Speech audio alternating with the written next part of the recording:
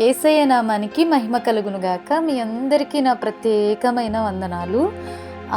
పరిశుద్ధాత్మ శక్తిని పొందుకున్న భక్తుల యొక్క అనుభవాలు, అలాగే పరిశుద్ధాత్మను పొందుకున్నందుకు వారికి ఎదురైన అవమానాలు ఏంటో చూద్దామండి.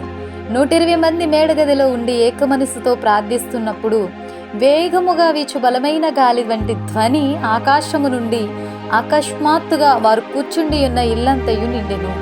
మరియు అగ్ని వంటి నాలుకలు విభాగింపబడినట్లుగా వారికి కనబడి వారిలో ఒక్కొక్కరి మీద వ్రాలగా అందరూ పరిశుద్ధాత్మతో నిండిన వారై ఆత్మ వారికి వాక్శక్తి అనుగ్రహించిన కొలది అన్య భాషలతో మాట్లాడసాగిరి. అపోస్తుల కార్యాలు 2వ అధ్యాయం 1 నుంచి 4వ వచనం వరకు ఇలా వ్రాయబడింది. పరిశుద్ధాత్మ శక్తిని పొందుకున్న అపోస్తులు బోధయందు, సహవాసమందు, రొట్టె విరుచుటయందు, ప్రార్థనయందు ఎడతెగక ఉండిరి. ఎందుకంటే పరిశుద్ధాత్మ వారిని ఆగనివ్వట్లేదు. ప్రతి విషయంలో సహవాసంలో ఉండాలని, అలాగే రొట్టె విరుచుటయందు ఆ పనిలో ఉండాలని, బోధించాలని ఇలా వారిని బలవంతం చేస్తూ ఉంది. అపోస్తుల కార్యాలు 2వ అధ్యాయం 42వ వచనంలో ఇలా వ్రాయబడింది. పరిశుద్ధాత్మ శక్తిని పొందిన వారు విస్తారముగా నిరీక్షణ గలవారై సమస్త ఆనందముతోనూ సమాధానముతో నింపబడ్డారు. రోమా 15:13. ఏమీ లేకపోవచ్చు ఆయన నమ్ముకున్నందుకు, కానీ వాళ్ళు ఎంతో సంతోషంగా ఉంటారు. ఎందుకు కారణం అంటే పరిశుద్ధాత్మ వారిని ఆనందభరితలుగా మారుస్తూ ఉంటుంది. పరిశుద్ధాత్మ శక్తితో నింపబడినప్పుడు మహత్కార్యాలు, సూచక క్రియలు జరిగాయి. అపోస్తుల కార్యాలు 2వ అధ్యాయం 43వ వచనంలో రాయబడింది. పౌలు వారి మీద చేతులుంచగా పరిశుద్ధాత్మ వారి మీదికి వచ్చెను. అప్పుడు వారు భాషలతో మాట్లాడుటకు, ప్రవచించుటకు మొదలుపెట్టిరి. అపోస్తుల కార్యాలు 19వ అధ్యాయం 6వ వచనంలో ఇలా రాయబడింది. పరిశుద్ధాత్మ శక్తిని పొందిన వారు ఆత్మ సంబంధమైన వరములను ఆసక్తితో అపేక్షిస్తూ, ఆత్మ ఫలాలు ఫలిస్తూ, కృపావరాలతో నింపబడుతూ, భాషలతో మాట్లాడి వారికి క్షేమాభివృద్ధి చేసుకుంటూ, ప్రవచించు వరములతో సంఘానికి క్షేమాభివృద్ధిని కలుగజేయవారిగా ఉంటారు. 1 కొరింథీ 14వ వచనంలో రాయబడింది.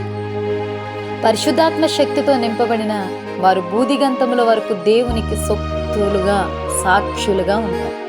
అపోస్తుల కార్యాలు 1వ అధ్యాయం 8వ వచనంలో రాయబడింది. పరిశుద్ధాత్మను పొందుకుంటే ఇన్ని అనుభవాలు ఉంటాయండి విశ్వాస జీవితంలో.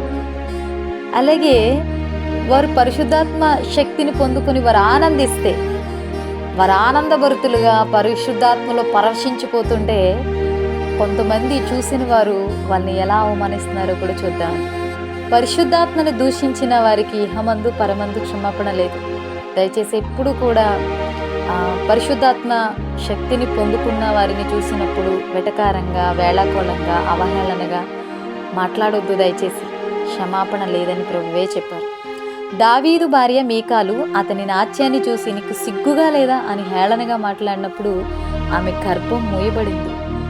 పరిశుద్ధాత్మను పొందుకున్న కొందరు కలవరపడ్డారు. అపోస్తుల కార్యాలు 2వ అధ్యాయం వారిని చూస్తున్నప్పుడు, పరిశుద్ధాత్మని పొందుకున్న కొందరిని చూస్తున్నప్పుడు కొందరు వ్యక్తులు కలవరపడిపోయారు, ఏంటిది అని. అలాగే కొందరైతే వీరు క్రొత్త మద్యంతో నిండి ఉన్నారు, అంటే మందు తాగి ఉన్నారు అన్నట్టుగా మన భాషలో అలా అపహాస్యం చేశారు వాళ్ళని చూసినప్పుడు. అపోస్తుల కార్యాలు 2వ అధ్యాయం 13వ వచనంలో రాయబడింది. కాబట్టి పరిశుద్ధాత్మకు వ్యతిరేకంగా మాట్లాడితే క్షమాపణకు దూరమైపోతాం. పరిశుద్ధాత్మను పొందిన వారు అనగలుగుతున్నారు ఎంతకాలము చులకని శ్రమలని. అదేనండి వారి నిరీక్షణ కలగజేస్తుంది పరిశుద్ధాత్మ శక్తి వారిలో ఉన్నప్పుడు. పరిశుద్ధాత్మ శక్తి వారిలో ఉన్నప్పుడు ఏది మాట్లాడాలన్నా ఆలోచించి, ఎందుకంటే పరిశుద్ధాత్మ దేవుడు వారిని గద్దిస్తూ ఉంటాడు. ఇది మీరు మాట్లాడొద్దు, ఈ స్థలానికి మీరు వెళ్ళొద్దు, ఇలా మీరు ప్రార్థించొద్దు అని గద్దిస్తూ ఉంటుంది. పరిశుద్ధాత్మ శక్తిని అనుభవిస్తున్న వారిలో ఉండే ఆలోచన ఒక్కటే, గురి ఎద్దకే నా ప్రయాణం అని. నా పౌరస్థితి పరలోకమందు ఉంది కాబట్టి ఉన్నత పిలుపును నిర్లక్ష్యపరచకుండా నిత్యత్వంలో ఆయన ఇచ్చే బహుమతుల కొరకు ఎదురు చూసేవారిగా ఉంటారు పరిశుద్ధాత్మ శక్తిని పొందుకున్న వ్యక్తులు. ఈ లోకంలో ఉండడానికి నివాసం లేకపోవచ్చు, లేకపోతే మంచి మంచి బట్టలు కట్టుకోకపోవచ్చు, లేకపోతే నిత్యావసర సరుకులు అనేవి కొన్ని ఉండొచ్చు, కొన్ని లేకపోవచ్చు. కానీ ఏవి ఉన్నా ఏమి లేకపోయినా క్రీస్తు నాతో ఉన్నాడని సంతృప్తికరమైన జీవితం జీవిస్తారు పరిశుద్ధాత్మ శక్తిని పొందుకున్న వ్యక్తులు. వారిలో ఐహిక విచారాలు అనేవి చాలా తక్కువగానే ఉంటాయి. ఎలా అంటే ఏదైనా పర్వాలేదు, నా దేవుడు నాతో ఉన్నాడు. కలిమైనా, లేమైనా, హింసైనా, బాధైనా, కరువైనా ఏదైనా పర్వాలేదు, పరిశుద్ధాత్మ దేవుడు నాతో ఉన్నాడని నిరీక్షణ కలిగి బ్రతుకుతారండి. మరి నీవు నేను ఎలా ఉన్నావు? ఆయన సాక్షులుగానా, లేదా క్షమాపణ లేని వారిగానా? ఈ మాటలు మీ హృదయంలో ఫలించునుగాక. అందరికీ ప్రైజ్ ది లార్డ్.